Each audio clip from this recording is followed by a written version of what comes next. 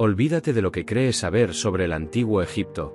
La historia de los faraones no es la que te enseñaron. No es solo la historia de pirámides y sarcófagos de oro, de jeroglíficos solemnes y reinas inmaculadas. La verdad es mucho más oscura y fascinante. Es una historia de ambición, traición, amor prohibido y asesinatos. Es la historia de las personas que se creyeron dioses, y de las historias que enterraron con ellos. Prepárate, porque estás a punto de descubrir lo que los jeroglíficos nunca te contaron. Para entender a un faraón, primero debes entender una idea que parece una locura. Ellos no gobernaban simplemente en nombre de un dios. Eran el dios. A los ojos de su pueblo, cada faraón era la manifestación viviente de Horus, el dios halcón, hijo de Osiris e Isis.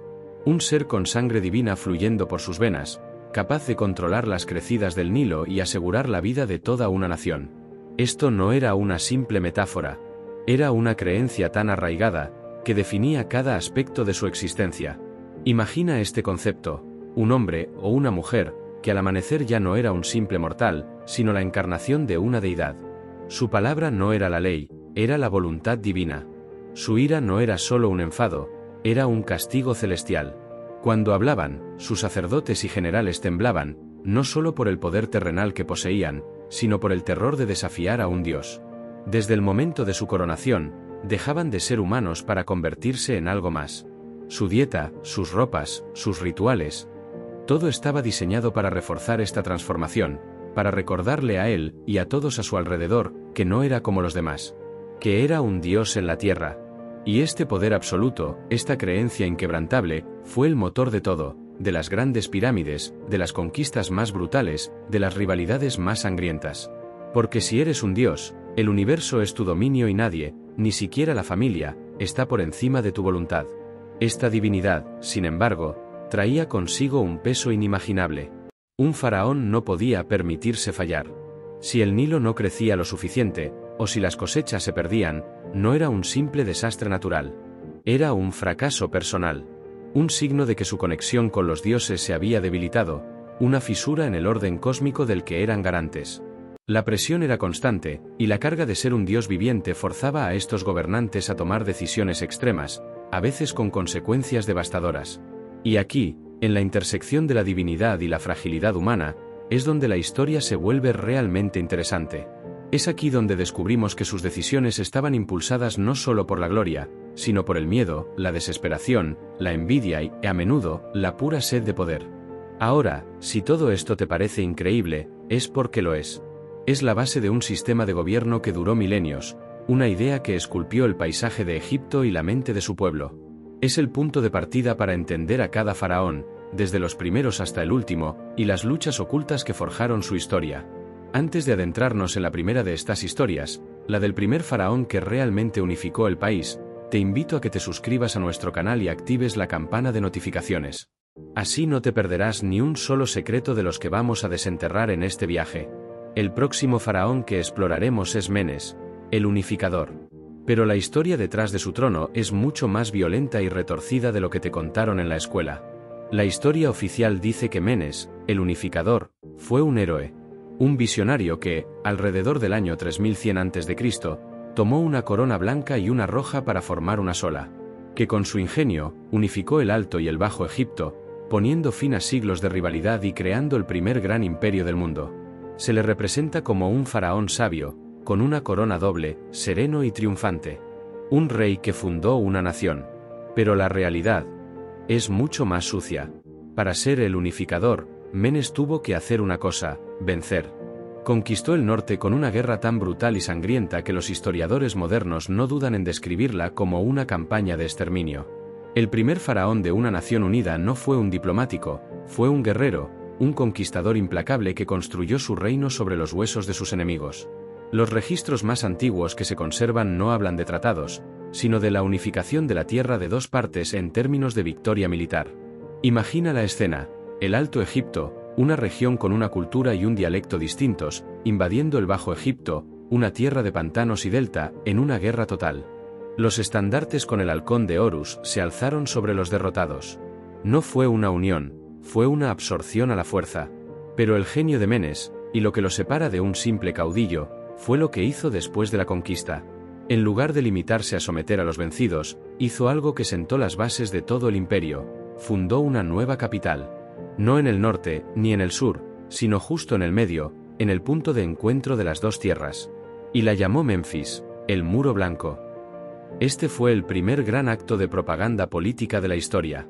Al construir una ciudad nueva, un centro de poder neutral y de increíble riqueza, Menes no solo consolidó su dominio, sino que también comenzó el proceso de integración cultural. Forzó una paz, pero luego creó un símbolo de esa paz. Fue el primer faraón en entender que el poder no solo se gana en el campo de batalla, sino que se mantiene en la mente de la gente. Y aún así, a pesar de todo su poder, la sombra de su violencia inicial lo persiguió. Los registros son escasos, pero las leyendas que han llegado hasta nosotros son reveladoras. La historia más famosa sobre su muerte es escalofriante. Se dice que murió atacado por un hipopótamo. En el antiguo Egipto, el hipopótamo estaba asociado con Seth, el dios del caos, la violencia y la destrucción. Que Menes, un faraón que encarnaba el orden, el y Maat/diagonal haya muerto a manos de un animal sagrado del dios del caos, es un final demasiado poético para ser una coincidencia. Es muy probable que no fuera un accidente, sino un asesinato, una venganza de sus enemigos del norte. Una muerte violenta para un reinado que comenzó con violencia. Su reinado de 62 años no terminó con gloria, sino con el mismo caos que él había intentado controlar. Su reinado nos enseña una lección fundamental sobre el poder de los faraones. No importa cuán divinos se proclamaran, la política y la brutalidad humana siempre estaban al acecho. Los secretos de un reinado no se revelan en las pirámides, sino en las grietas que quedan en la historia. En el siguiente capítulo, exploraremos la fascinante y misteriosa historia del faraón serpiente, y la maldición que se dice que lo persiguió. Después de Menes, vino un faraón cuyo nombre evoca un escalofrío: Tjet. Su nombre significa serpiente, y su figura ha quedado envuelta en un aura de misterio y fatalismo. En el imaginario popular, los faraones son figuras solemnes y poderosas, pero Tjet es una excepción. Se le representa con una cobra enrollada sobre su nombre, un símbolo tanto de poder como de peligro. Y aunque su reinado fue corto, su historia revela una de las supersticiones más profundas y aterradoras del antiguo Egipto: el miedo a las maldiciones reales. A diferencia de los faraones anteriores, hay poca evidencia de las hazañas militares o las grandes construcciones de Tjet. Su legado más notable es una estela de piedra, bellamente tallada, donde su nombre jeroglífico se encuentra en la parte superior. Pero su historia no se encuentra en las piedras, sino en los susurros y en las leyendas. Se dice que su vida estuvo marcada por la mala suerte y la desgracia, desde el inicio de su reinado. Los sacerdotes lo veían como un presagio oscuro, y el pueblo temía su cercanía. Esto era algo inusual. La creencia en la divinidad del faraón no le impedía ser visto como un portador de la desgracia. Su mismo nombre, serpiente, que era un símbolo de la diosa Wadjet, protectora de la realeza, se transformó en algo ominoso. Los relatos sugieren que una maldición se cernía sobre él, un castigo divino por algún pecado que no conocemos. Pero si su vida fue una desgracia, su muerte fue un misterio total. Nadie sabe exactamente cómo murió Tjet. Los historiadores no encuentran registros de su muerte en batallas, ni de enfermedades. El abrupto final de su reinado de alrededor de 10 años ha alimentado la leyenda de que una maldición finalmente lo reclamó. Una maldición tan potente que su nombre, que debería haber sido glorioso, se convirtió en sinónimo de infortunio. Su tumba, por cierto, fue encontrada casi intacta. Pero los objetos que contenía eran simples, muy básicos, lo que es inusual para un faraón. Los arqueólogos especulan que fue enterrado a toda prisa, con pocos rituales, como si la gente de su tiempo estuviera ansiosa por dejar su memoria en el olvido. La idea de que los dioses habían retirado su favor del faraón serpiente era demasiado aterradora para enfrentarla. La historia de Tjet nos muestra una verdad incómoda, que incluso un faraón, la encarnación de un dios, podía ser considerado maldito. Que el poder divino podía fallar, o ser revocado por capricho. Nos revela las luchas ocultas dentro de la corte real, no solo por el poder, sino también por el favor divino. La historia de Tjet es la historia de cómo la superstición podía ser más poderosa que el cetro, y de cómo el destino de un hombre podía ser sellado no por la espada, sino por la creencia de su pueblo. En el próximo capítulo, nos adentraremos en el reinado de Seneferu, un faraón que construyó una de las pirámides más grandes, pero lo que la historia no cuenta es el engaño detrás de su construcción. Seneferu, el primer rey de la cuarta dinastía, Es recordado como el gran constructor de pirámides. Se le atribuyen 2, o quizás 3, de las estructuras más icónicas del antiguo Egipto.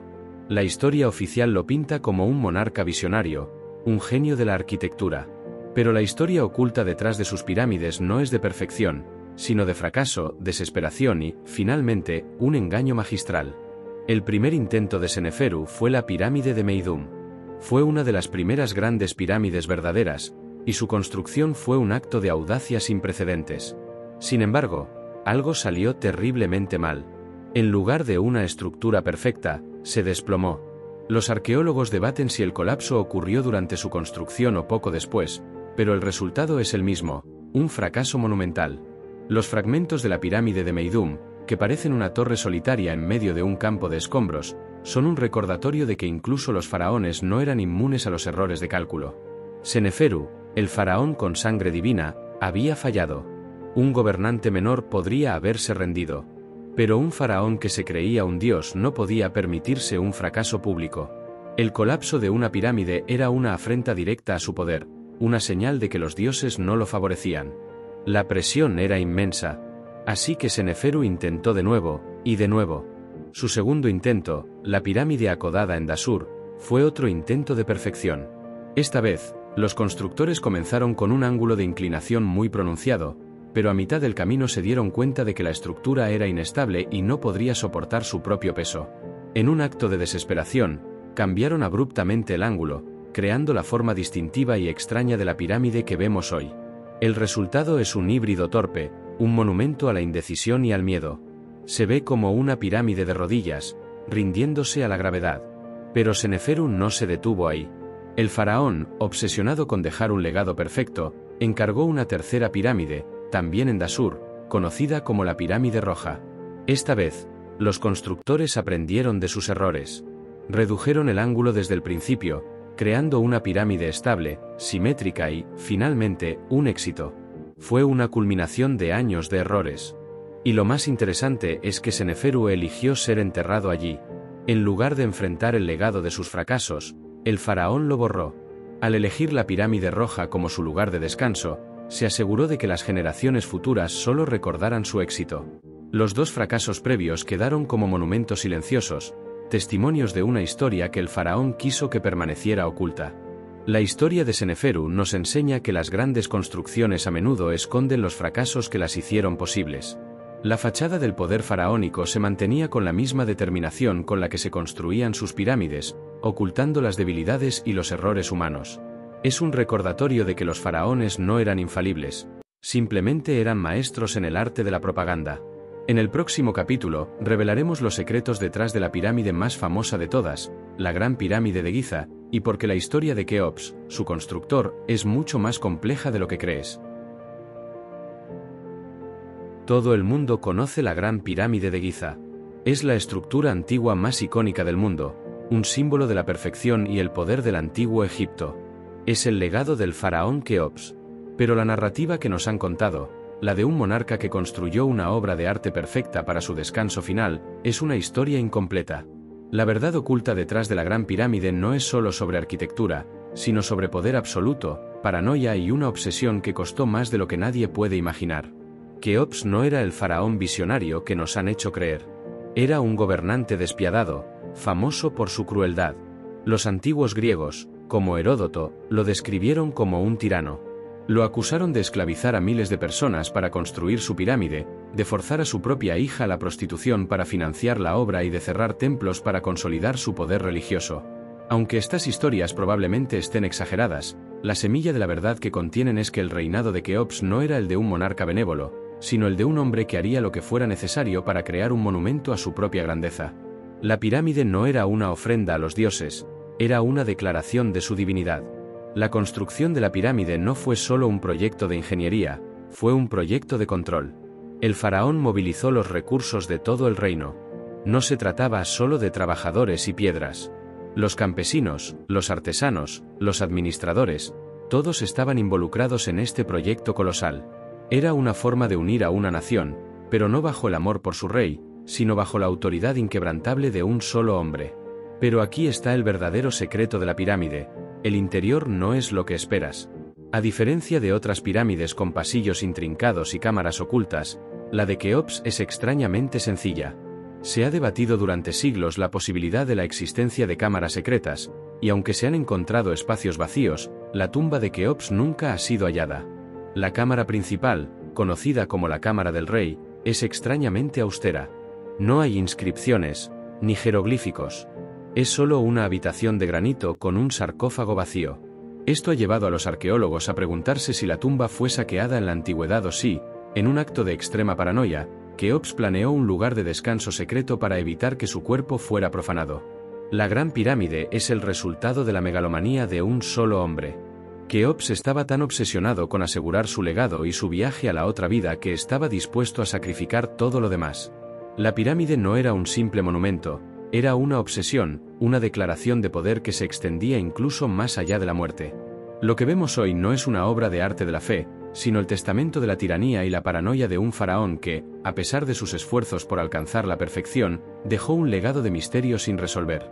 En el próximo capítulo, revelaremos los secretos detrás de la Esfinge y su relación con el faraón Kefren, el hijo de Keops, y por qué se dice que el rostro enigmático de esta criatura es mucho más que una simple estatua. La Gran Esfinge de Giza. Una criatura colosal con cuerpo de león y rostro humano, con la mirada fija en el horizonte. La historia oficial dice que fue construida por el faraón Kefren, hijo de Keops, como una guardiana de su complejo piramidal. Pero la Esfinge no es un simple monumento. Es un misterio tallado en piedra, un símbolo de poder y de secretos que aún hoy, después de miles de años, no se han resuelto. Y su historia está íntimamente ligada a la de un faraón que tuvo que vivir a la sombra de la megalomanía de su padre. Kefren, o Jafra, asumió el trono después de su hermano, Gedefre. Y se enfrentó a un desafío inmenso. Tenía que superar el legado de su padre, Keops, el faraón que construyó la Gran Pirámide. Consciente de que no podía construir una pirámide más grande que la de su padre, Kefren hizo algo audaz y brillante. Construyó su propia pirámide, la segunda más alta, y la colocó en una posición más elevada en la meseta de Giza, creando la ilusión óptica de que era más grande. Era una competencia silenciosa, una jugada de poder para demostrar que él también era un faraón digno de admiración. Pero la verdadera jugada maestra de Kefren fue la Esfinge. A diferencia de las pirámides, la Esfinge era un concepto completamente nuevo. Su cuerpo de león simbolizaba el poder indomable del desierto y su rostro humano representaba la inteligencia del faraón. Los egiptólogos creen que el rostro de la Esfinge es el de Kefren, lo que la convierte en el primer retrato colosal conocido en la historia. Fue una declaración de poder. El faraón era el amo del desierto, un león con intelecto humano, un ser poderoso que controlaba la naturaleza y a su pueblo. Pero hay un misterio. El rostro de la Esfinge está notablemente erosionado, y se debate si esta erosión es obra del tiempo y el clima, o si fue resultado de la violencia. La nariz y la barba ceremoniales están ausentes. Aunque la historia más conocida atribuye el daño a un bombardeo de las tropas de Napoleón, la verdad es que el rostro de la Esfinge ya estaba dañado mucho antes. Una leyenda local dice que un sultán mameluco la dañó en el siglo XIV, pero la erosión de su rostro es aún más antigua. Es muy posible que haya sido un acto de profanación, una señal de una revuelta o un intento de borrar la memoria de Kefren. El verdadero poder de la Esfinge no reside en su tamaño, sino en el enigma que representa. Es un monumento a la vanidad de Kefren, a su intento de superar a su padre, y a la lucha constante de un faraón por dejar su propia marca en la historia. La Esfinge, con su rostro enigmático, es un recordatorio de que los faraones, a pesar de su poder, eran seres humanos con las mismas inseguridades y ambiciones que nosotros. En el siguiente capítulo, exploraremos la fascinante historia de Micerino, el faraón que parece haber sido olvidado, y la verdad detrás de su pequeña pirámide en la meseta de Giza.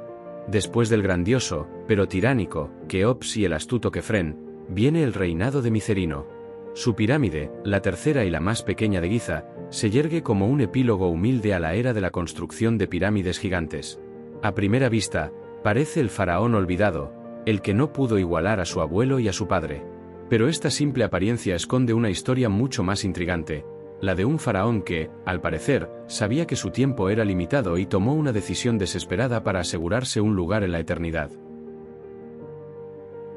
La pirámide de Micerino es un misterio.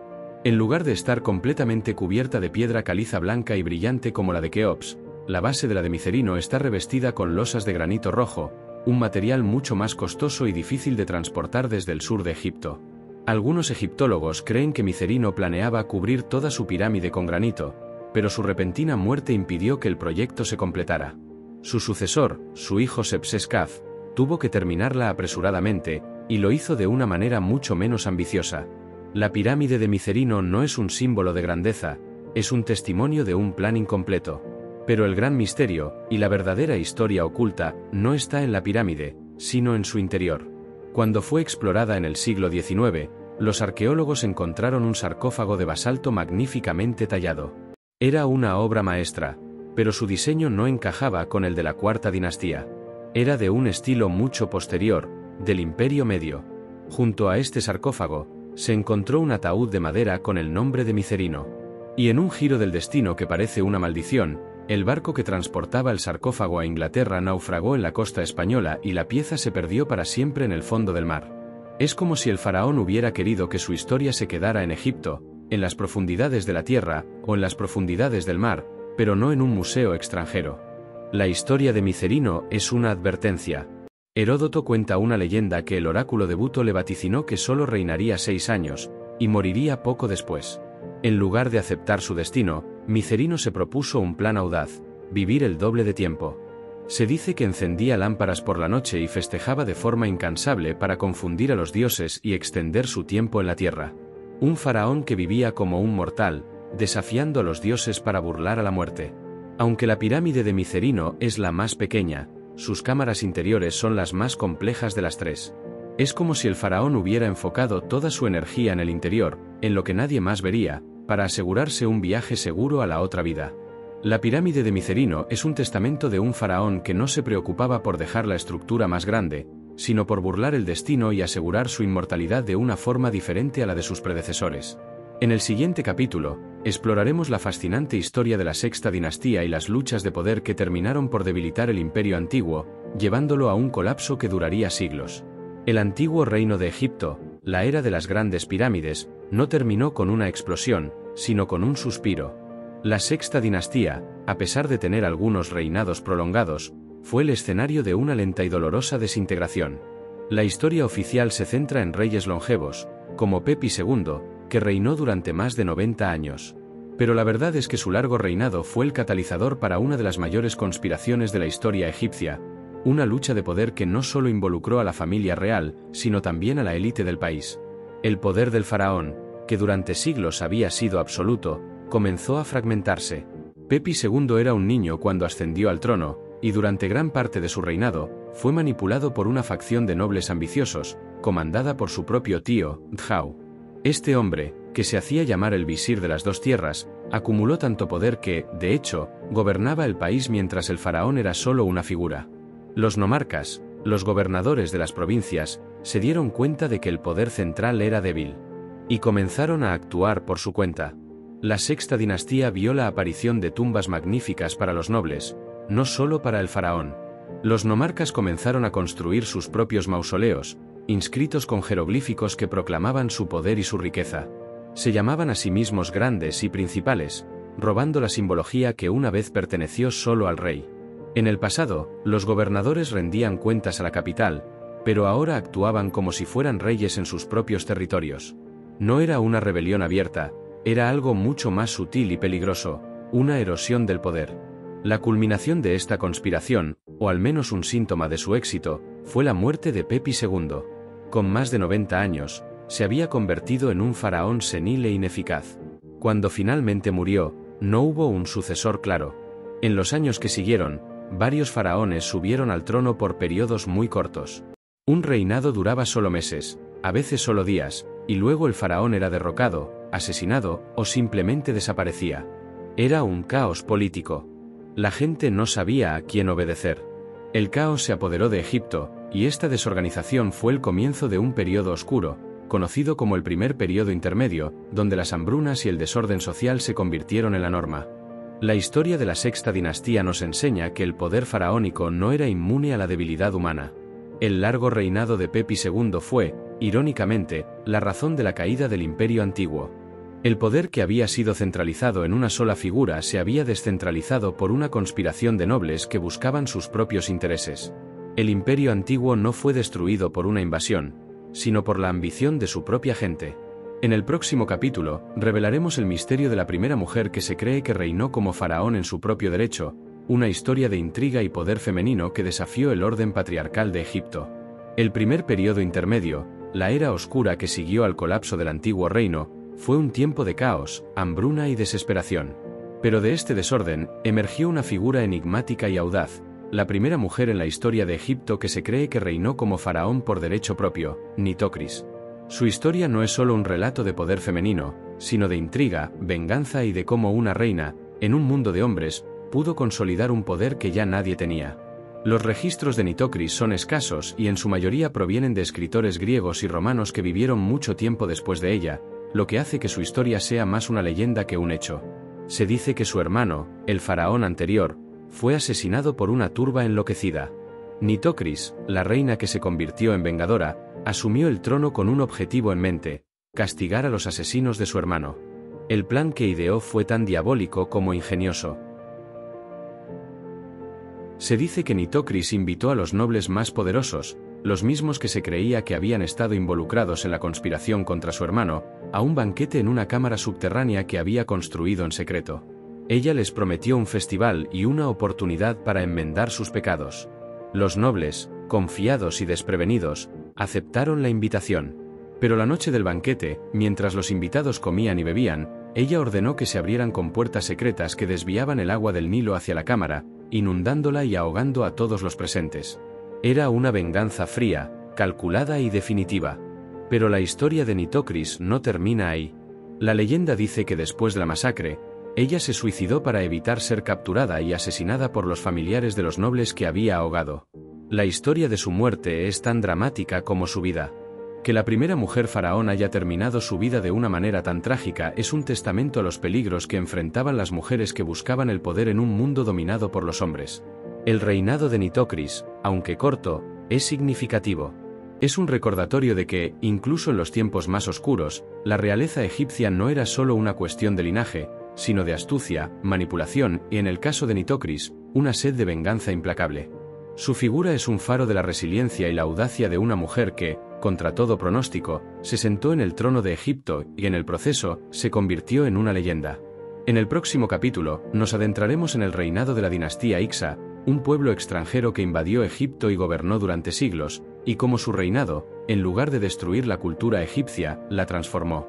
Tras el caos del primer periodo intermedio, Egipto se sumió en una nueva era de oscuridad. Pero esta vez, el desorden no vino de dentro, sino de fuera. De las tierras de Canaán, en el este, llegó un pueblo misterioso y tecnológicamente avanzado, los Hicsos. Con carros de guerra tirados por caballos y arcos compuestos, armas que los egipcios nunca habían visto, los Hicsos conquistaron el delta del Nilo. No fue un simple ataque, fue una ocupación. Establecieron su propia dinastía y gobernaron durante más de 100 años. Los egiptólogos los llamaron los reyes pastores, pero los egipcios los veían como los gobernantes de las tierras extranjeras. La invasión Ixa fue un trauma para Egipto. Un pueblo que se creía el centro del universo, la única civilización con sangre divina, fue invadido por forasteros. Y lo que es aún más humillante, fue conquistado por su superioridad tecnológica. Pero la historia no es tan simple como la de un invasor y un pueblo oprimido. La verdad oculta es que la dominación Ixa no fue solo una ocupación brutal, sino una fusión cultural que cambiaría para siempre a Egipto. Los Hicsos no impusieron su cultura por completo. Se adaptaron a la egipcia. Adoptaron la figura del faraón, se hicieron llamar reyes y se instalaron en la ciudad de Avaris, en el delta. Construyeron templos para adorar a los dioses egipcios, se vistieron como egipcios y usaron jeroglíficos para sus inscripciones. Este sincretismo cultural fue la estrategia de los Hicsos para mantener el control. Se convirtieron en reyes egipcios en nombre, pero seguían siendo extranjeros en espíritu. Y a pesar de que los egipcios que vivían en el sur, lejos de los Hicsos, los veían con desprecio, el pueblo del norte, con el tiempo, se acostumbró a su presencia. Pero la resistencia, aunque lenta, se estaba gestando. En Tebas, en el Alto Egipto, una familia real local, la dinastía 17, juró vengarse. Los príncipes de Tebas se prepararon en secreto para la guerra. La historia cuenta que la gota que colmó el vaso fue la burla de los Hicsos. El rey Ixo Apophis, desde su fortaleza en Avaris, envió un mensajero al rey egipcio Seqenen-Rataa, de Tebas. La queja de Apophis era ridícula. El ruido de los hipopótamos en Tebas, a más de 800 kilómetros de distancia, le impedía dormir. Era una provocación deliberada, un insulto a la soberanía de Tebas. Seqenenratá entendió el mensaje y respondió con una declaración de guerra. La historia de los Hicsos nos enseña que las invasiones no siempre destruyen, a veces transforman. Las armas que los Hicsos trajeron, como el carro de guerra y el arco compuesto, fueron adoptadas por los egipcios y serían clave en la formación de un nuevo imperio, más grande y más poderoso. En el próximo capítulo, revelaremos la fascinante historia de Amosis I, el príncipe que, con estas nuevas armas, expulsó a los Hicsos y dio inicio a una de las eras más gloriosas del antiguo Egipto, el Imperio Nuevo. Después de la humillación de la dinastía Hicsa, Egipto estaba al borde del abismo. Pero de la oscuridad surgió una luz. Amosis I, el segundo hijo del rey mártir Seqenenratá, estaba destinado a convertirse en el héroe que liberaría a su pueblo. La historia oficial lo celebra como el fundador del nuevo reino, una era de esplendor y poder sin precedentes. Pero la historia oculta de su reinado es la de un joven príncipe que aprendió de la derrota y la traición para convertirse en un líder implacable. Amosis I, que significa la luna ha nacido, tenía solo 7 años cuando su padre, Seqenenra, murió luchando contra los Hicsos. La momia de su padre es un testimonio del salvajismo de esa guerra. Su cabeza está destrozada, con heridas de hachas de guerra Hicsa's. El hermano mayor de Amosis, Kamose, también se levantó en armas, pero murió después de un breve reinado, dejando el trono a un adolescente. La presión sobre Amosis era inmensa. Tenía que vengar a su padre y a su hermano, liberar a su nación y demostrar que la divinidad de los faraones no estaba extinta. Y Amosis I lo hizo. Lideró un ejército tebano, utilizando las mismas armas que los Hicsos habían traído, los carros de guerra y los arcos compuestos. A lo largo de 10 años, persiguió a los Hicsos, los empujó hacia el norte, asedió su capital, Avaris, y finalmente los expulsó de Egipto. No se detuvo ahí. Persiguió a los Hicsos hasta su tierra natal, Canaán, y los aplastó en una serie de batallas. No solo liberó a Egipto, sino que también lo hizo más grande que nunca, consolidando su poder en un vasto imperio. Pero la historia de su reinado tiene una sombra. Un antiguo texto, la autobiografía de Amose, hijo de Abana, un soldado que luchó junto al faraón, nos da una visión cruda y realista de la guerra. Describe las batallas, las masacres y el saqueo. Amosis I no era un héroe bondadoso, era un faraón militarista y brutal, que no dudaba en ejecutar a sus enemigos. El nuevo Egipto no se construyó sobre la paz, sino sobre la conquista. El gran logro de Amosis I no fue solo expulsar a los Hicsos, sino transformar el pensamiento de los egipcios. Les enseñó que su seguridad no venía de su aislamiento, sino de su capacidad para ser una fuerza militar expansiva. El nuevo reino, que duraría 500 años, estaría definido por la conquista, el imperialismo y la búsqueda de la gloria. El faraón ya no era solo un dios en la tierra, era un dios guerrero, un conquistador. Y Amosis I fue el primer faraón en encarnar esta nueva identidad. Su reinado fue la culminación de la venganza y el inicio de un imperio. En el próximo capítulo, revelaremos la fascinante historia de la reina Hatshepsut, una mujer que desafió la tradición y se hizo a sí misma faraón, y el por qué los hombres que vinieron después de ella intentaron borrarla de la historia. El nuevo reino de Egipto, forjado en la guerra por Amosis, se expandió hasta convertirse en un imperio inigualable. Pero la historia de su consolidación no fue solo la de los grandes faraones guerreros, sino la de una mujer audaz y brillante que desafió todo lo que los egipcios creían saber sobre el poder. La historia de Hatshepsut, la mujer que se hizo a sí misma faraón, es un relato de ambición, política astuta y una transformación tan radical que los hombres que la sucedieron intentaron borrarla de la historia. Hatshepsut no nació para ser faraón. Era la hija de Tutmosis y la esposa del faraón Tutmosis II, su hermanastro. Cuando él murió, ella se convirtió en regente para su hijastro, el pequeño Tutmosis III. Un faraón niño, como Tutankamón, necesitaba una mano fuerte para guiar al país, y Hatshepsut era la opción natural. Durante 7 años, gobernó en nombre de su hijastro, pero luego, en un movimiento que conmocionó a todo Egipto, tomó una decisión sin precedentes. Se proclamó a sí misma faraón. ¿Cómo lo hizo? A través de la propaganda. Hatshepsut no solo gobernó, sino que también reescribió la historia. Reclamó un linaje divino, afirmando que no era la hija de Tutmosis, sino la de Amón, el dios supremo. Hizo que los escultores la representaran no como una reina, sino como un faraón, con la barba ceremonial de los gobernantes, un cuerpo musculoso y con el tocado de guerra. Ella quería que todos supieran que era un faraón completo, no una simple regente. La gente podía ver a una mujer en sus estatuas, pero los jeroglíficos y las inscripciones la llamaban rey.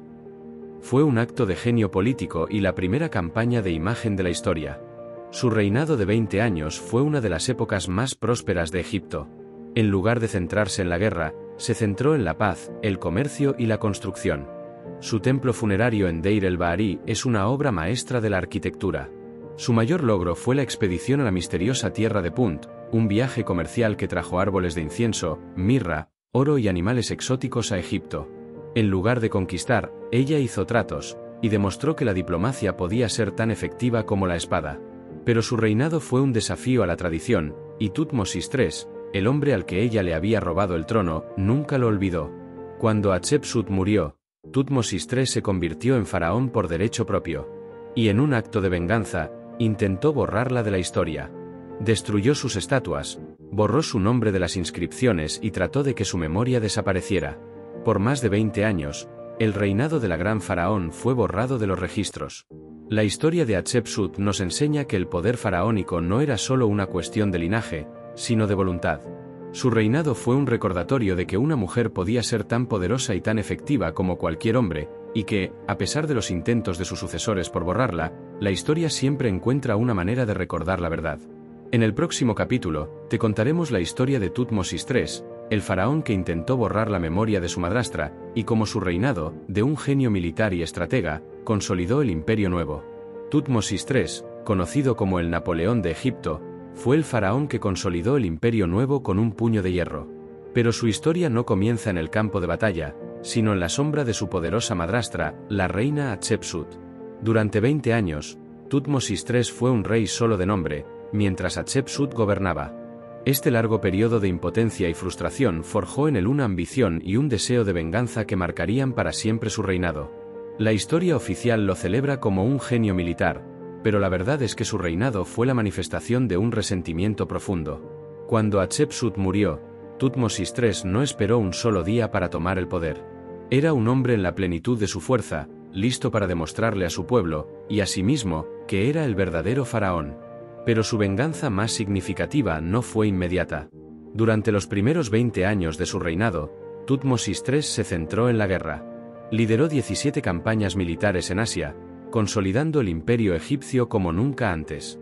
Derrotó a los príncipes de Canaán en la decisiva batalla de Megido y expandió las fronteras de Egipto hasta el río Eufrates en Mesopotamia. Fue un estratega militar sin igual, un faraón que no se quedaba en el palacio, sino que iba al frente de su ejército. Pero la venganza de Tutmosis III contra Hatshepsut se desataría 2 décadas después de su muerte. En una campaña sistemática para borrarla de la historia, Tutmosis III envió equipos de obreros a los templos y monumentos de Egipto. Su misión: destruir todas las estatuas de Hatshepsut, borrar su nombre de los cartuchos reales y reescribir los jeroglíficos para reemplazar su imagen por la suya propia o la de su padre. Fue una campaña de damnatio memoriae, la condena de la memoria, para que las futuras generaciones no supieran que una mujer había gobernado como faraón. Fue un acto de inseguridad. Tutmosis III, el gran conquistador, temía que el legado de Hatshepsut pudiera eclipsar el suyo. Irónicamente, la obsesión de Tutmosis III con borrar a Hatshepsut fue lo que hizo que su nombre perdurara. Fue precisamente el hecho de que su memoria había sido tan deliberadamente borrada lo que llamó la atención de los arqueólogos del siglo XIX. La reina Hatshepsut fue redescubierta, y su historia, a pesar de los esfuerzos de Tutmosis, finalmente salió a la luz. La historia de su venganza nos enseña que el poder faraónico no era solo una cuestión de linaje, sino de voluntad. La historia de Tutmosis III nos revela que incluso los faraones más grandes podían ser impulsados por motivaciones profundamente humanas, como el resentimiento y la inseguridad. La grandiosa campaña de Tutmosis no solo expandió el imperio, sino que también fue una forma de curar una herida personal, y su intento de borrar a Hatshepsut, irónicamente, la hizo inmortal. En el siguiente capítulo, exploraremos la fascinante historia de Amenofis III, el faraón que llevó a Egipto a la cúspide de su poder y riqueza. Amenofis III, conocido como el faraón Sol, presidió la era de mayor prosperidad y riqueza que Egipto jamás conoció. Su reinado, de casi 40 años, es la cúspide del Imperio Nuevo. Se le representa como un faraón tranquilo y majestuoso, un gobernante diplomático más interesado en el arte y la construcción que en la guerra. Pero detrás de la fachada de oro y esplendor se esconde una historia de decadencia, un exceso que, irónicamente, sentaría las bases para la crisis religiosa más grande de la historia egipcia. Amenofis III no era un faraón guerrero como Tutmosis III. Heredó un imperio vasto y estable, y en lugar de expandirlo con la fuerza, lo gobernó con el dinero. A lo largo de su reinado, Egipto se convirtió en el centro del mundo. El oro fluía de Nubia, y los reyes de Babilonia, Asiria y Mitanni enviaban a sus hijas para casarse con él. La correspondencia diplomática de la época, las famosas cartas de Amarna, nos revela a un faraón que negociaba desde una posición de poder absoluto, enviando regalos de oro y exigiendo tributos a cambio de su favor.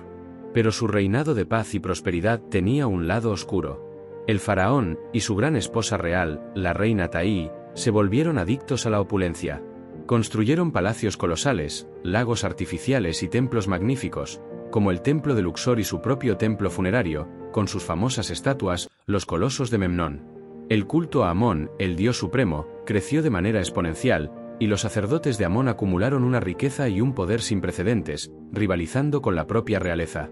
Amenofis III estaba tan centrado en su propio culto, y en el de Amón, que se olvidó de las amenazas que crecían en las fronteras y del creciente poder de los sacerdotes que podían desafiar su autoridad. El verdadero secreto del reinado de Amenofis III fue su relación con su esposa, Taí. A diferencia de reinas anteriores, Taí no era solo una consorte. Era una fuerza política, una reina que aparecía junto a su esposo en estatuas y monumentos, una muestra pública de su poder. Su origen no era de la realeza, sino de la clase alta, y se cree que su hermano, Ay, y su padre, Yuya, se convirtieron en figuras de gran poder en la corte. Esta relación inusual fue una fuente de estabilidad para el faraón, pero también de intriga. La historia de Amenofis III nos enseña que el poder puede corromper, y que la decadencia, aunque gloriosa, puede ser un presagio de la caída. Su reinado, aunque fue un pináculo de la civilización egipcia, también fue el caldo de cultivo para un conflicto religioso y político que estaba a punto de explotar. Su hijo, Akenatón, heredaría un imperio próspero, pero con una crisis de fe y de poder que lo llevaría a tomar una decisión radical que cambiaría el curso de la historia. En el próximo capítulo, revelaremos la fascinante historia de Akenatón, el faraón hereje que desafió a los dioses y cambió el mundo. Después del esplendor del reinado de Amenofis III, su hijo y sucesor, Amenofis IV, heredó un imperio próspero, pero con un problema latente, el poder de los sacerdotes de Amón. Estos sacerdotes se habían vuelto tan ricos y poderosos que podían desafiar al faraón. En un acto sin precedentes y que desafió siglos de tradición, Amenofis IV se propuso destruir el poder del clero y reformar toda la religión de Egipto. Se rebautizó a sí mismo como Akenatón, el que sirve a Atón, y dio inicio a la revolución religiosa más radical de la historia del antiguo Egipto. Akenatón proclamó que solo había un dios verdadero, el Sol, representado por el disco solar, Atón. Esto no era una simple preferencia, era un monoteísmo forzado. Cerró los templos de los antiguos dioses, especialmente el de Amón, y borró los nombres y las imágenes de las deidades tradicionales. La capital, Tebas, la casa de Amón, fue abandonada en favor de una nueva ciudad que Akenatón construyó desde cero, llamada Ajetatón, el horizonte de Atón, hoy conocida como Amarna. En Amarna, Akenatón y su gran esposa real, la bella Nefertiti, vivieron en un mundo de su propia creación. El arte del periodo, el estilo de Amarna, es radicalmente diferente al arte egipcio tradicional. Las figuras son más humanas, con estómagos abultados y hombros caídos. Akenatón se representa a sí mismo no como un faraón idealizado, sino con un cuerpo afeminado, con un rostro largo y con expresiones de afecto, como besando a sus hijas. Era una revolución artística que reflejaba la revolución religiosa. La familia real, a diferencia de los faraones anteriores, se mostraba en escenas íntimas, como una familia de verdad, no como deidades inaccesibles. Pero esta revolución tuvo un alto costo. Al obsesionarse con su nueva religión, Akenatón descuidó la política exterior. Las cartas de Amarna de la época están llenas de súplicas de los vasallos de Egipto en Siria y Canaán, pidiendo ayuda contra los invasores, pero Akenatón ignoró sus peticiones. El imperio se desmoronó, y Egipto perdió territorio, riqueza e influencia. La élite de Egipto, los sacerdotes y los nobles, que se habían enriquecido con los antiguos dioses, se rebelaron. El reinado de Akenatón, que duró 17 años, fue una historia de idealismo y arrogancia. Creía que podía cambiar siglos de tradición solo con su voluntad. Pero, en realidad, solo causó el caos. La gente común, acostumbrada a rezar a sus deidades locales, estaba confundida y asustada. La religión, para ellos, era una forma de vida, no solo un decreto real. En el próximo capítulo, te contaremos la fascinante y misteriosa historia de la reina Nefertiti, la mujer que gobernó junto a Akenatón y cuyo destino sigue siendo uno de los mayores misterios del antiguo Egipto. En el centro de la revolución de Akenatón estaba su gran esposa real, la enigmática Nefertiti. Su nombre significa la bella ha llegado, y su famosa escultura, con su cuello largo y su tocado alto, es uno de los rostros más reconocibles del antiguo Egipto. Pero Nefertiti no era solo una figura decorativa. Era una fuerza de la naturaleza. Era una reina que gobernó junto a su esposo, una figura política que desafió las convenciones, y una mujer cuyo destino sigue siendo uno de los mayores misterios de la historia. Nefertiti se adhirió por completo a la nueva religión de su esposo. Se le representó en las esculturas y pinturas con un estatus casi igual al de Akenatón. A menudo se le ve adorando a Atón, el disco solar, y en algunas representaciones, ella golpea a los enemigos de Egipto, un rol tradicionalmente reservado para el faraón. Tuvo 6 hijas con Akenatón, pero ningún hijo varón, un hecho que probablemente causó una gran preocupación en la corte real, ya que el linaje faraónico debía continuar a través de un heredero masculino. Pero aquí es donde el misterio de Nefertiti comienza. Alrededor del año 14 del reinado de Akenatón, ella desaparece abruptamente de los registros históricos. Su nombre deja de aparecer en las inscripciones y ya no se la representa en los monumentos. Los historiadores han debatido durante siglos la razón de su desaparición. ¿Murió de una plaga? ¿Fue desterrada? ¿O fue algo mucho más intrigante? Una teoría audaz y cada vez más aceptada es que Nefertiti no murió, sino que se convirtió en faraón. Al no haber un heredero varón, y ante la inminente muerte de su esposo, Nefertiti pudo haber asumido el trono bajo un nuevo nombre, Anjetjeperura Neferneferuatón, un nombre que significa hermosas son las perfecciones de Atón. El nombre es lo suficientemente ambiguo como para ser utilizado tanto por un hombre como por una mujer, y en los años finales del reinado de Akenatón, un faraón con ese nombre apareció en los registros. Unos pocos años después, este faraón, que gobernó por un corto tiempo, también desapareció, y en su lugar apareció Tutankamón. La historia de Nefertiti es un recordatorio de que las mujeres en el antiguo Egipto podían ascender a las más altas esferas del poder, incluso en los tiempos más difíciles. Su desaparición de la historia no fue una derrota, sino un acto de astucia política para asegurar la supervivencia de la dinastía. Pero su destino final, su tumba, y su cuerpo momificado, siguen siendo uno de los mayores enigmas de la historia. En el próximo capítulo, revelaremos la fascinante historia de Tutankamón, el niño faraón que restauró la antigua religión, y la verdad detrás de la maldición que, irónicamente, lo hizo famoso. La historia de Tutankamón es una de las más famosas de todos los tiempos. Un joven rey que ascendió al trono a la edad de 9 años, gobernó por solo 10, y murió misteriosamente. Su fama, sin embargo, no proviene de sus logros, sino de su tumba. Descubierta casi intacta en 1922 por Howard Carter, su tumba llena de tesoros reveló el esplendor del antiguo Egipto como nunca antes. Pero la verdad detrás de su reinado es mucho más que oro y un sarcófago. Es una historia de restauración religiosa, conspiraciones políticas y una muerte que, hasta el día de hoy, sigue siendo un misterio. Cuando el joven Tutankamón ascendió al trono, Egipto estaba en crisis. La revolución de Akenatón había fracasado. El imperio se desmoronaba y el pueblo estaba confundido y enojado. Tutankamón, o más bien, los poderosos consejeros detrás de él, tomaron una decisión crucial: revirtieron las reformas de su padre. El nombre de Tutankamón, que significaba imagen viva de Atón, fue cambiado a Tutankamón, imagen viva de Amón. Se reabrieron los templos de los antiguos dioses, se restauraron los ritos sagrados y se devolvió el poder a los sacerdotes de Amón. Esta restauración no fue por piedad, sino por necesidad. El regreso a la tradición era la única forma de salvar al imperio. Tutankamón fue un gobernante títere. El poder real estaba en manos de 2 hombres, el visir Ay y el general Horemheb. Ay, un anciano y astuto político que había servido a Akenatón, se convirtió en el principal consejero. Horemheb, un militar ambicioso, controlaba el ejército. El joven faraón, a pesar de su título, estaba atrapado entre 2 facciones que competían por el poder. Y luego vino la muerte.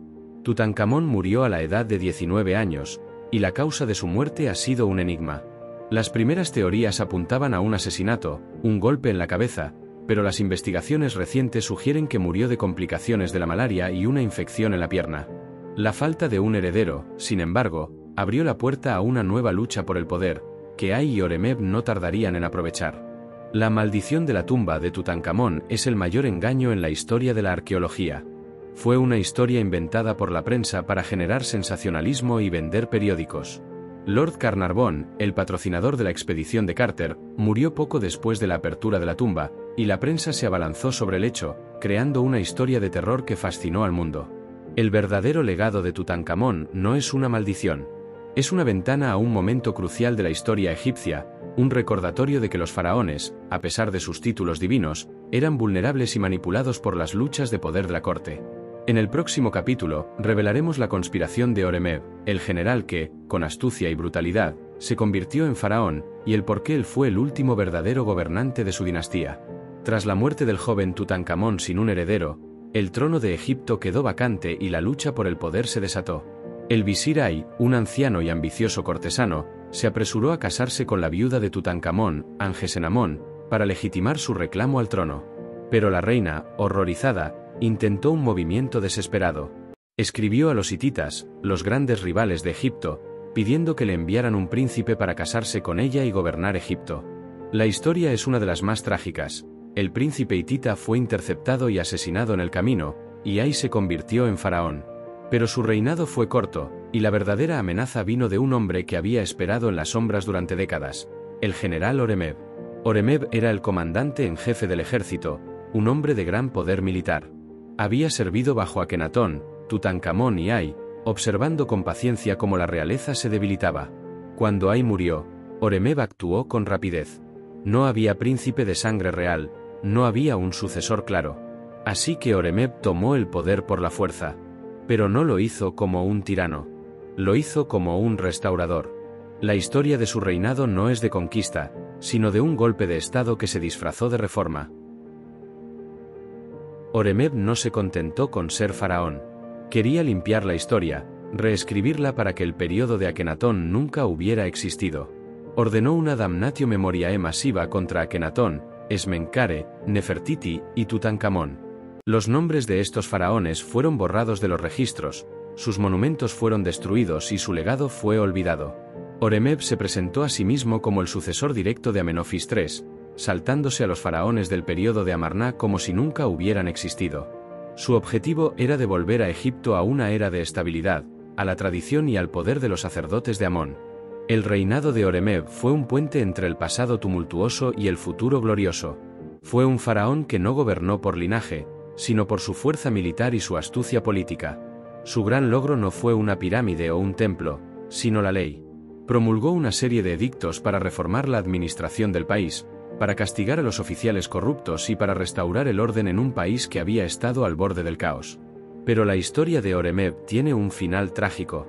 A pesar de todos sus esfuerzos, no tuvo un hijo varón para heredar el trono. Así que, en su lecho de muerte, eligió a un hombre que le serviría como su sucesor, su visir, Ramsés, un militar de alto rango. Horemheb fue el último faraón de su dinastía. En el próximo capítulo, te contaremos la historia de Ramsés y un faraón de transición que, sin saberlo, sentaría las bases de la dinastía más gloriosa y duradera del Imperio Nuevo, y el legado que dejó atrás.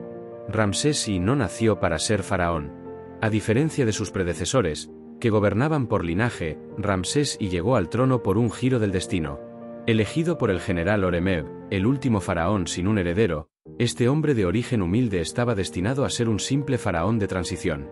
Pero su breve reinado de apenas 2 años sentó las bases para una nueva dinastía, la dinastía 19, que se convertiría en una de las más gloriosas de la historia de Egipto. Su historia es un recordatorio de que a veces, los faraones más influyentes no son los que reinan durante décadas, sino los que tienen la visión de un legado. Antes de convertirse en faraón, Ramsés era un militar y un visir llamado Paramesu.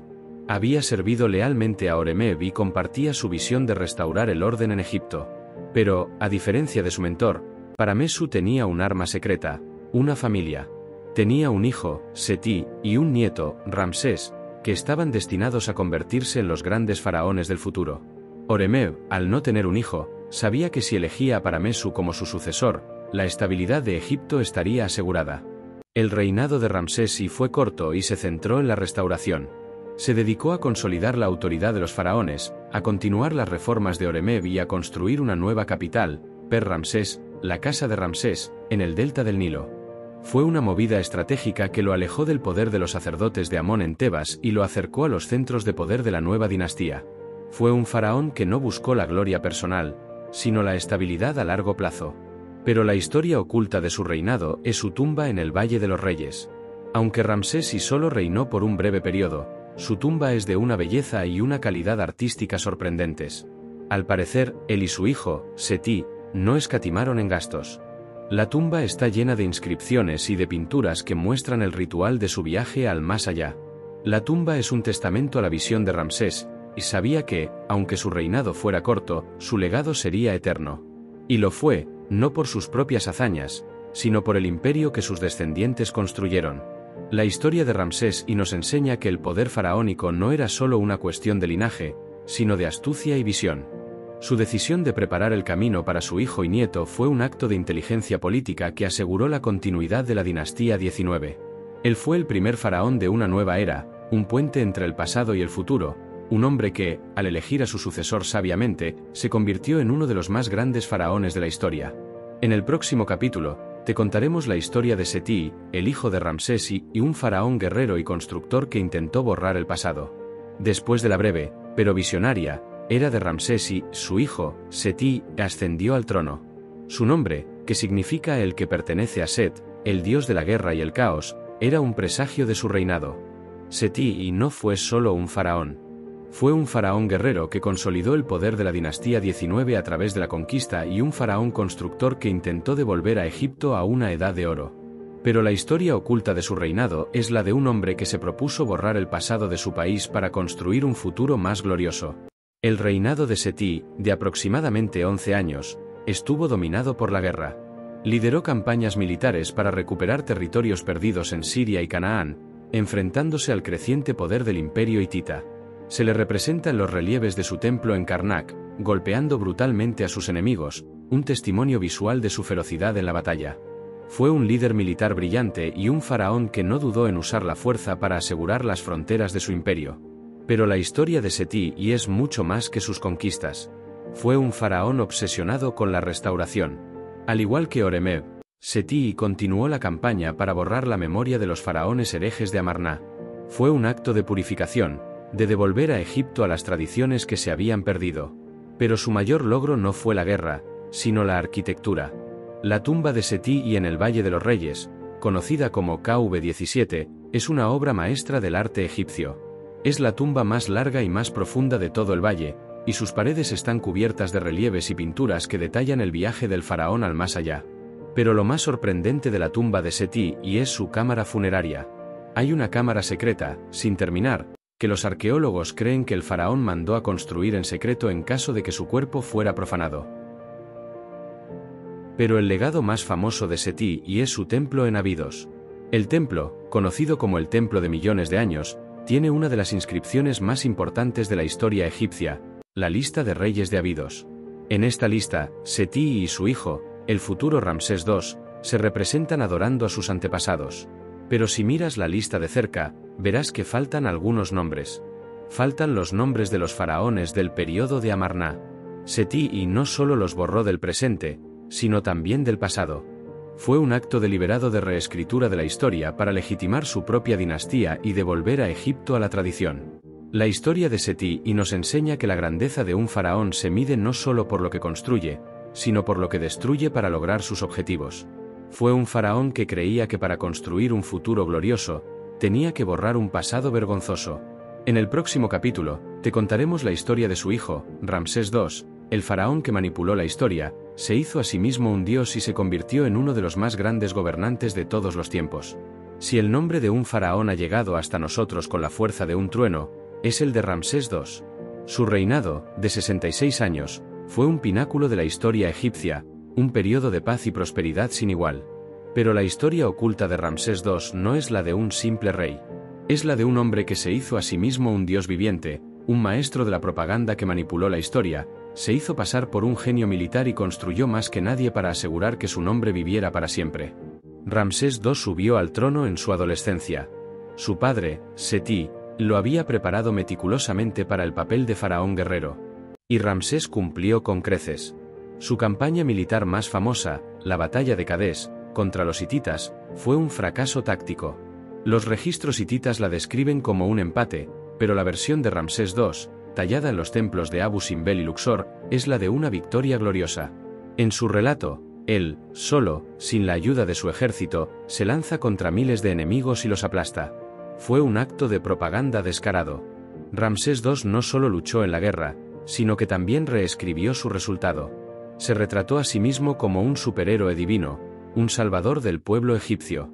Pero el verdadero genio de Ramsés II no fue su poderío militar, sino su poder de construcción. Fue el faraón más prolífico de la historia. El Ramesseum, el templo de Abu Simbel, el templo de Luxor, la finalización de los templos de Karnak. La lista es interminable. Construyó más que cualquier otro faraón.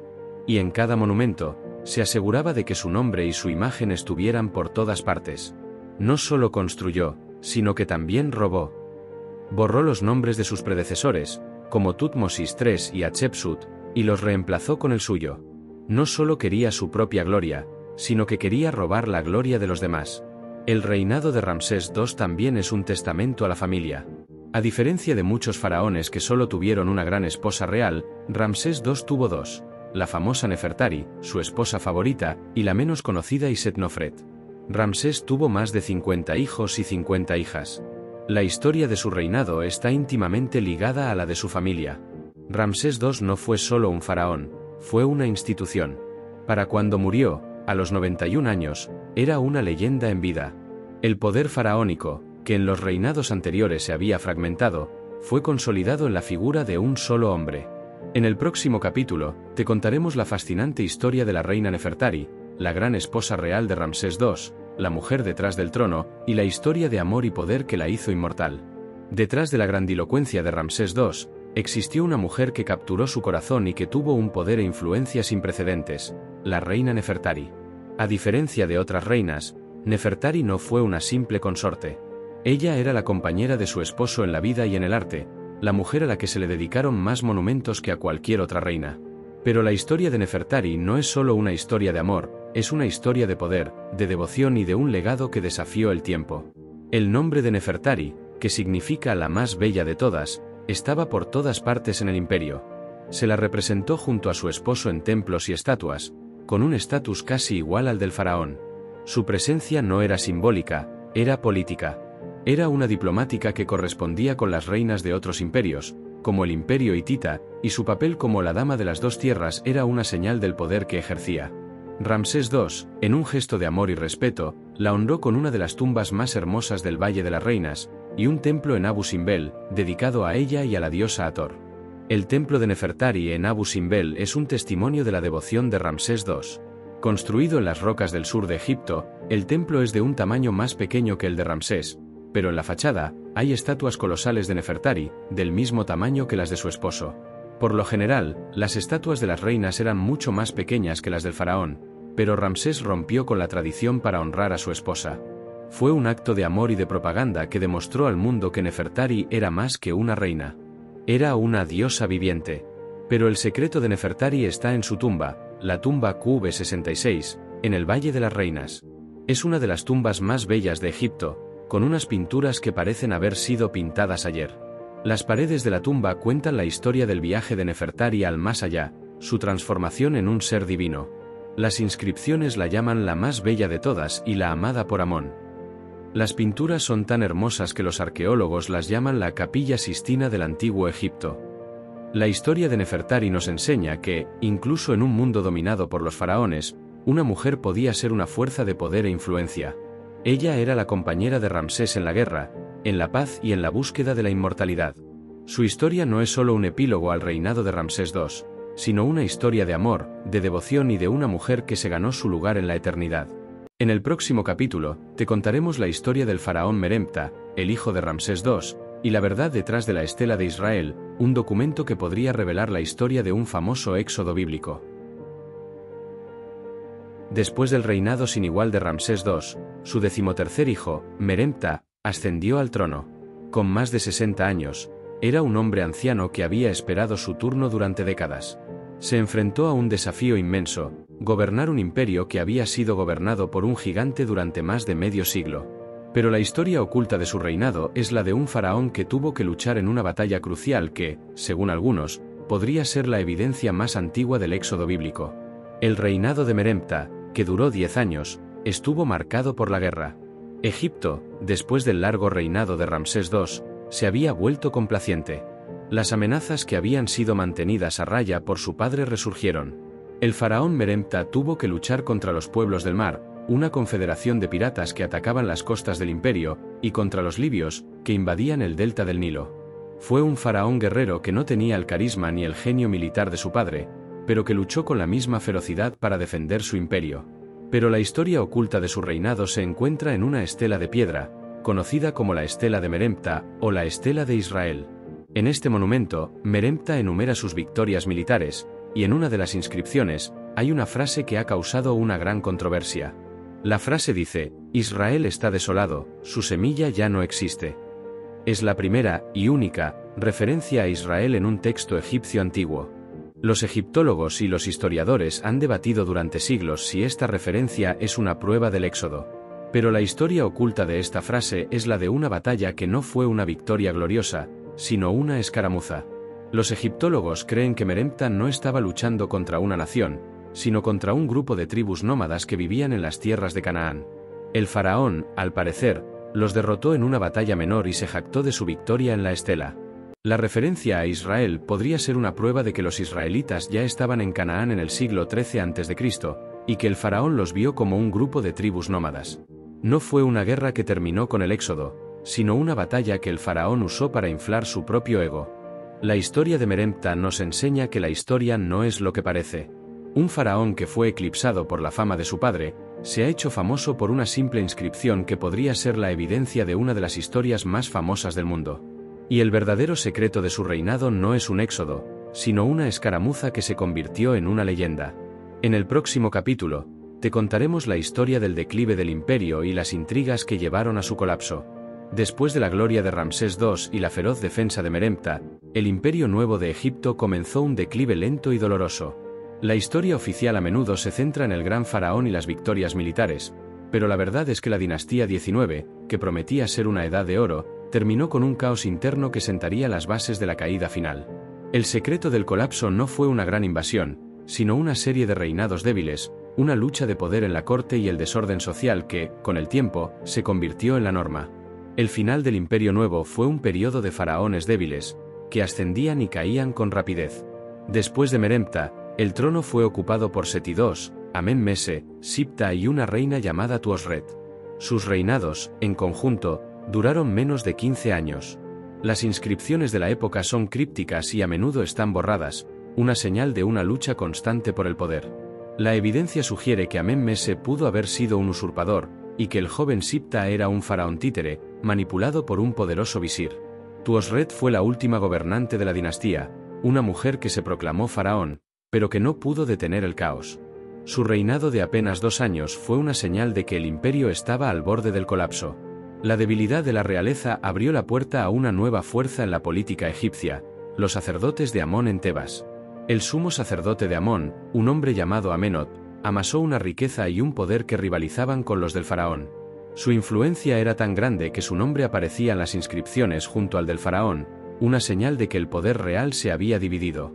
Era un regreso al problema que Akenatón había intentado resolver, pero esta vez, con un resultado diferente. Los sacerdotes de Amón se convirtieron en la verdadera fuerza detrás del trono. La decadencia también se manifestaba en el caos. Los artesanos y obreros de la necrópolis de Deir el Medina, los que construían las tumbas reales, se quejaban de la falta de alimentos y de que no les pagaban. Un antiguo papiro documenta el primer paro laboral de la historia. Los robos de tumbas se convirtieron en algo común, incluso en el Valle de los Reyes, un acto que habría sido impensable en los reinados anteriores. Los faraones, desesperados por detener el saqueo, tuvieron que reenterrar a sus ancestros en escondites secretos. La historia de la dinastía 19 es la de una gran dinastía que se autodestruyó. El poder faraónico, que una vez fue unificado, se había fragmentado. La fe en los dioses, que una vez fue inquebrantable, se había corrompido. El imperio, que se había construido sobre la fuerza, estaba al borde del colapso.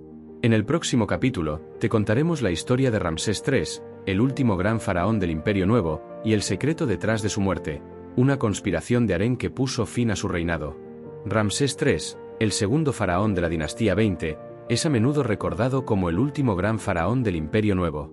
Se le representa como un líder fuerte, un guerrero que defendió a Egipto de una invasión de los pueblos del mar, los mismos piratas que habían causado estragos en el reinado de Merempta.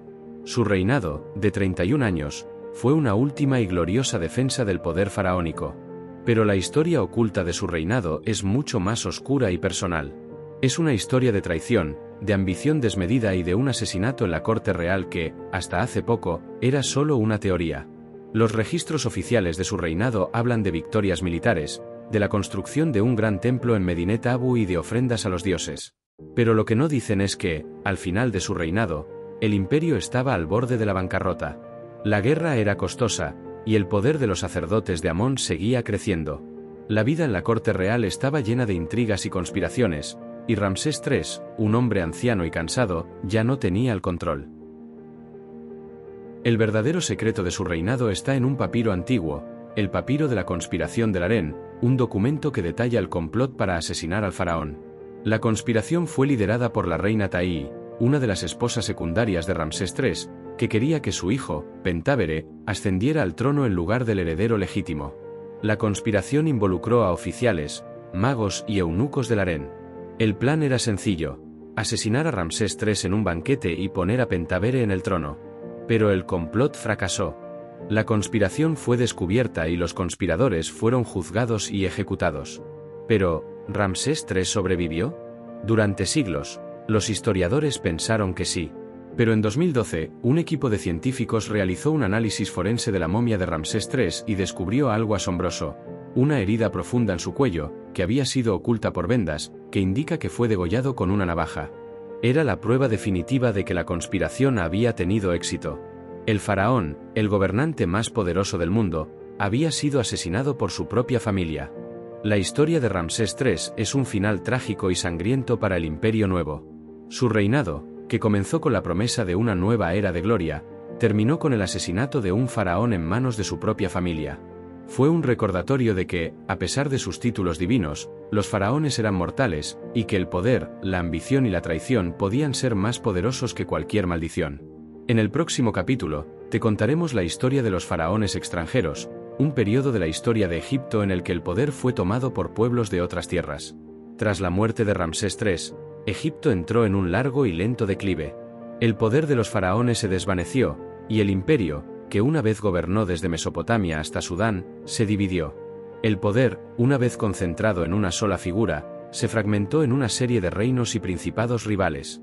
Durante siglos, Egipto fue un reino débil y fragmentado, un país que se había convertido en un premio para los invasores.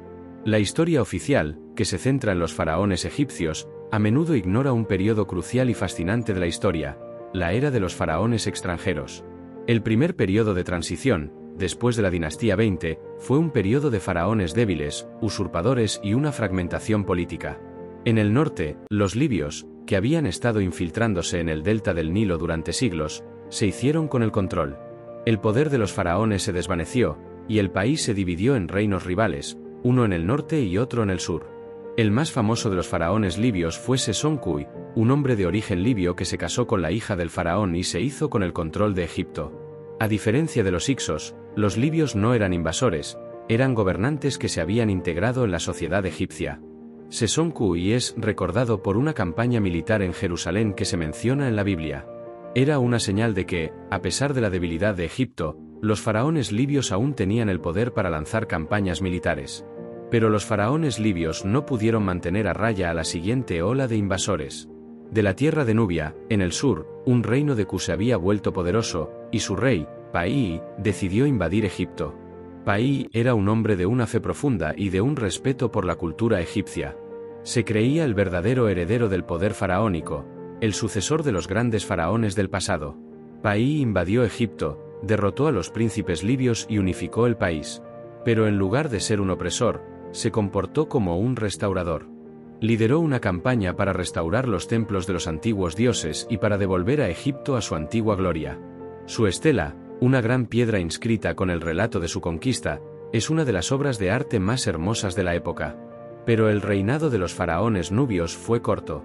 El creciente poder de Asiria, una potencia de Mesopotamia, amenazó a Egipto. Los faraones nubios intentaron luchar contra los asirios, pero fueron derrotados.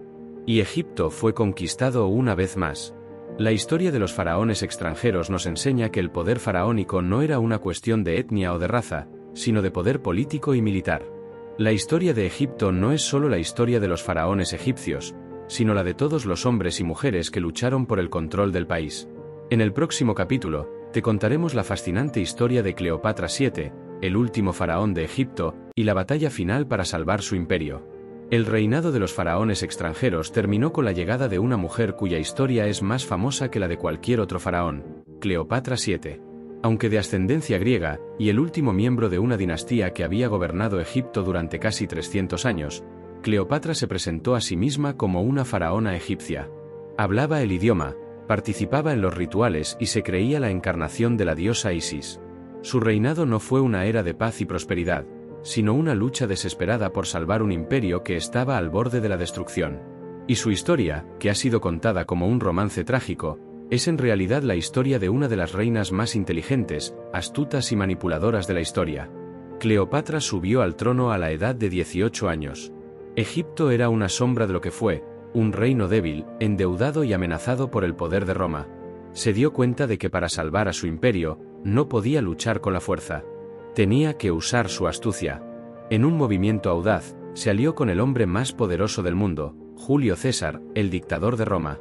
La historia de cómo ella se hizo pasar por un regalo, envuelta en una alfombra, para llegar hasta él, es legendaria. Se convirtió en su amante y tuvo un hijo con él, al que llamó Cesarión, pequeño César. Con la ayuda de César, ella derrotó a sus rivales y consolidó su poder en Egipto. Pero la muerte de Julio César dejó a Cleopatra vulnerable. Con la guerra civil en Roma, ella tuvo que elegir un nuevo aliado. Y lo encontró en Marco Antonio, el general romano que, al igual que César, se enamoró perdidamente de ella. La historia de su romance es legendaria, pero la verdad es que era una alianza política. Cleopatra se alió con Marco Antonio para asegurar el futuro de su imperio. La lucha final fue contra Octavio, el hijo adoptivo de Julio César, y el hombre que se convertiría en el primer emperador de Roma, Augusto. Octavio odiaba a Cleopatra. La veía como una amenaza para la República y como una mujer que había corrompido a sus rivales.